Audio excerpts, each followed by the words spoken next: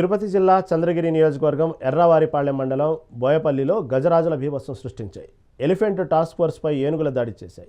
దాడిలో section officer మనుస్వామి, guard లక్ష్మీప్రసాద్కు తీవ్ర గాయాలయ్యాయి. డ్రోన్ల సాయంతో అటవీశాఖ అధికారులు ఏనుగుల గుంపును గుర్తించారు. కాగా అడవిలోకి మళ్లిస్తుండగా ఓ ఏనుగు అధికారిపై దూసుకువచ్చింది. ఈ నేపథ్యంలో ఉసికాయలపెంట, కోటకాడపల్లి, యలమంద గ్రామాల ప్రజలు అప్రమత్తంగా ఉండాలని అధికారులు సూచించారు.